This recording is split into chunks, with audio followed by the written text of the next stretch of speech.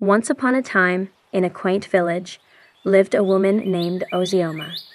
Her life was intertwined with that of Ikenga, a prosperous businessman known throughout the community.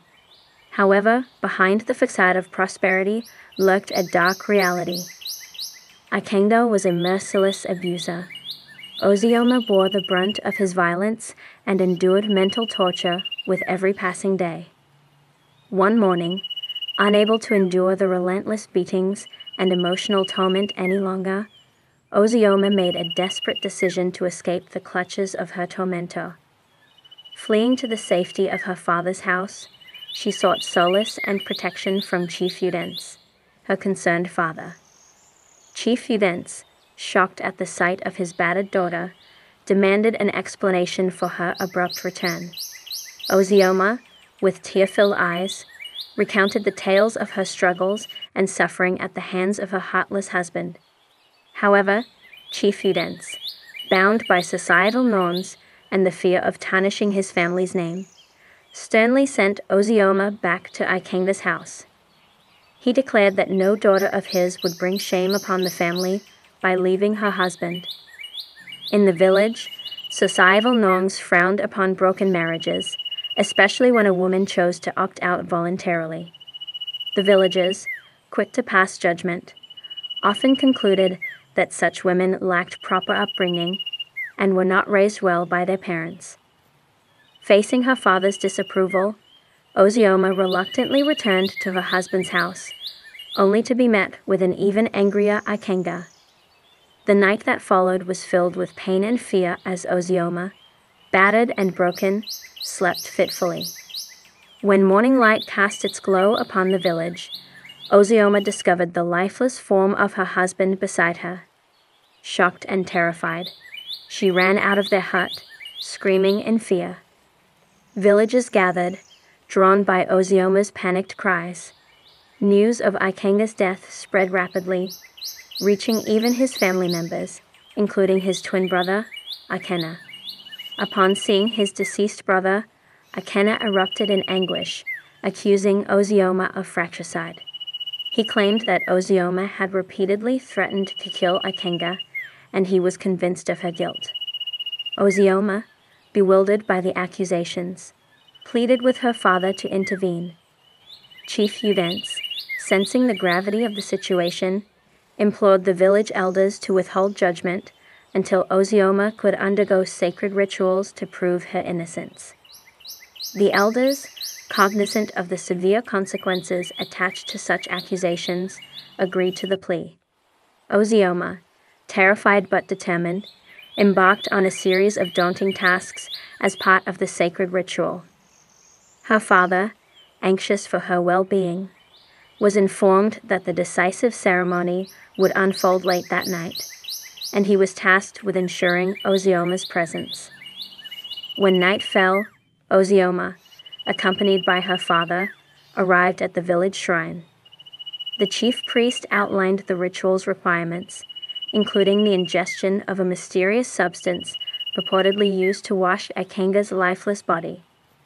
Oziomo, understanding that this was her only chance to prove innocence, drank the concoction and slept next to her late husband's body. The night unfolded as the most terrifying ordeal of Oziomo's life. She endured the darkness, surrounded by the weight of suspicion and the fear of an unjust fate. As dawn approached, Oziomo awoke to find herself beside Ikenga's corpse, with villagers and Ikenna eagerly awaiting her verdict. To their astonishment, Oziomo made no sound.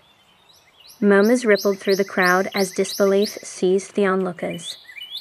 The elders, reluctantly but dutifully, proclaimed Oziomo guilty of her husband's murder, condemning her to be buried alongside Ikenga. Oziomo, unable to speak, wept as the grave was filled. In the days that followed, a series of ominous events befell the village. The once pure river ran red with blood, and animals perished inexplicably. Concerned elders pondered the cause of this inexplicable calamity. An old woman approached the village chiefs, revealing a dreadful truth. The blood of an innocent soul cried out from beneath the earth. The village had unleashed a vengeful spirit, and the wrongly accused oziomo sought retribution. As the old woman spoke, terrified villagers reported hearing cries emanating from the grave where oziomo and Ikenga were interred. The elders, paralyzed by fear, realized that their village had incurred the wrath of an unjustly condemned spirit. Oziomo's ghost, fueled by anger and injustice, began haunting those complicit in her tragic fate. The chief priest, who had manipulated the ritual for selfish reasons, met a mysterious demise. The village, gripped by fear, understood that they had brought a vengeful spirit upon themselves. Days later, the chief priest's co-conspirators confessed to their manipulation of the ritual. Oziomo's spirit, relentless in its pursuit of justice, appeared to the old woman in a dream, revealing the truth. The spirit declared that justice could only be served by holding all perpetrators accountable for their actions. The old woman, awakened by the weight of her responsibility, approached the village elders with the revelations from Oziomo's spirit. She identified Ikenga as the mastermind and urged the elders to summon him. Ikenga, confronted with the accusations, vehemently denied any wrongdoing. In the midst of his denial, a mysterious force gripped his throat, choking the life out of him. Oziomo's spirit, now an avenging force, demanded justice. Terrified, Ikenga confessed to the elders, revealing a deep-seated envy that led him to murder his own twin brother. Years ago, Ikenga had proposed to Oziomo, only to be rejected in favor of his brother, Ikenga. Consumed by jealousy, he orchestrated a scheme to sow discord between Ikenga and Oziomo, leading to the fatal events that unfolded. Ikenga, realizing he had no escape from both the living and the dead, chose to end his life, plunging into a nearby pit. The village stood frozen in shock at the tragic demise of Ikenga, witnessing the consequences of jealousy and betrayal. Oziomo's spirit, having avenged her wrongful death, found peace. The village river, which had turned to blood, returned to its pristine state, and the plague that had befallen the village dissipated. The once proud villagers, now humbled and remorseful, gathered to honor the memory of Oziomo and Ikenga. In recognition of the tragic consequences of jealousy and the importance of seeking the truth, the villagers erected a memorial. The inscription served as a poignant reminder for future generations about the destructive power of envy and the value of pursuing justice. The lesson embedded in this haunting tale resonates with the villagers and, perhaps, with all who hear it. The story cautions against allowing jealousy to rule one's life, emphasizing the devastating consequences of resentment and destructive actions.